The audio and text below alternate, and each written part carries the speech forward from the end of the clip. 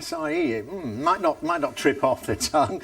Tell me, though, why are you getting involved? Are you just talking your own book here? Is this out of self-interest? Your company, I know, exports an awful lot to other EU countries. Oh, yes, I think it's because of the experience I've had as an entrepreneur. I set up a smoothie business from a stall at a music festival, and 15 years later it's employing hundreds of people and trading with 17 countries.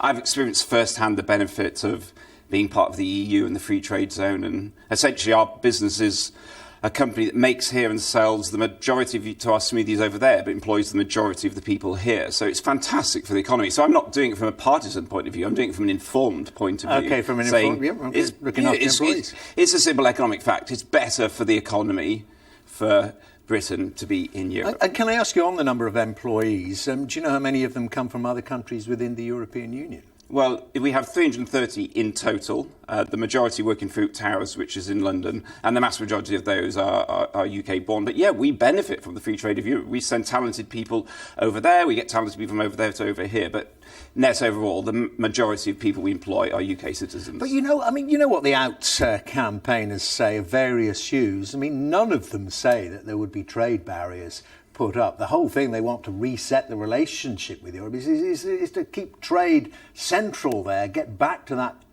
free trade area that it was originally, and get rid of all the other stuff, the integration, the political integration, the social integration. Your company would not lose out under their vision, as far as I see it. Well, no, it's a perplexing argument that they make, because what they're saying is what we need to do is leave so we can try and get back in again. And it doesn't make any sense. I mean, look, I'm not here to sort of be negative about the other side. What I really welcome, we all get one vote each, and this is a big decision that we want to get right. So let's get informed, let's listen to the arguments. But let's also do business with the way that the world is. We need to be part of the largest market in the world, which is Europe. We don't want to get involved in some sort of annoying negotiations to get back into the thing that we're already done.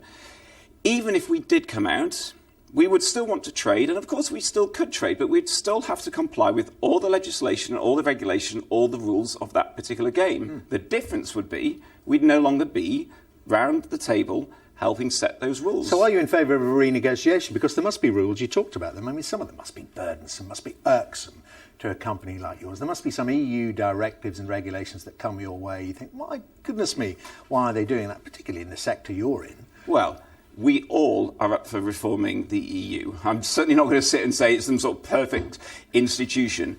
It is good for the economy. It does mean that we're stronger and safer as a country. It does mean as consumers we have cheaper prices, we have cheaper flights when we go on holiday. There's a myriad of different benefits. Yes, we want to reform it, but you definitely get a better ability to reform when you're on the inside around the table rather than outside on the street. Do you think then the Prime Minister's on the right track, that there is an urgent need to reform things, or are you stay in come what may, even if the rest of Europe say, look, go away, we're too busy at the moment with migrants and with the euro and things like that, just go away and it'll stay like it is? You say that's fine? Well, I back our Prime Minister, and he is also going into those negotiations knowing that previous Prime Ministers have all been able to get reform in Europe. It's not been this static thing that hasn't ever changed. We've been brilliant as a nation of going into the EU, getting reform, getting the changes we want. You know, we said we vetoed the euro. Good decision. We vetoed the passport-free zone. It didn't go into it, but yeah, well, exactly. You're saying you'd like it to be reformed, but it's not a deal breaker for you. You would stay in, come what may. I'm saying right now,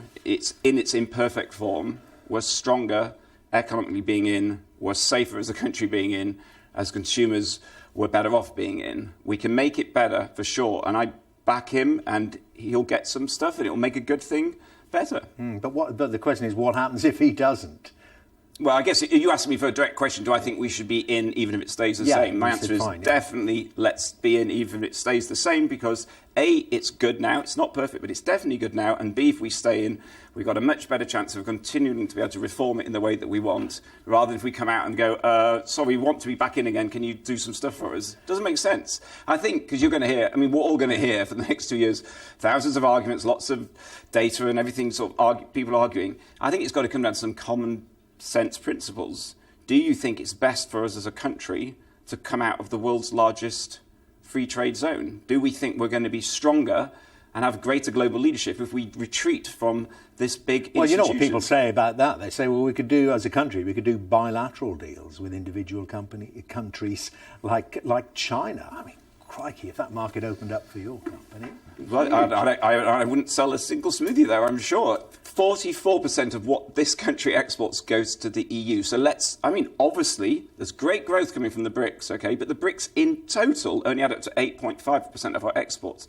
The EU is the biggest game in town by a huge margin. Let's not poke that big customer in the eye. It'd be like me going to Tesco's and saying, we don't want to be stocked in your supermarkets anymore, but would you still buy our products? It doesn't make sense. But it sounds to me what you're saying, if you're looking for ease of exporting, then it would be much easier from the narrow viewpoint of your company if we were in the euro. You wouldn't have all that exchange No, rate not at all. No, definitely not. No. I'm absolutely do not want the euro. And the great thing is, because of the way we negotiated things in the past, we can be part of the EU, get access to all that great market and not have to have the euro. That's a really good deal. We really shouldn't jinx it. OK, good to talk to you. Thank you very much, Steve, Thank for you. coming in. Richard Reid there.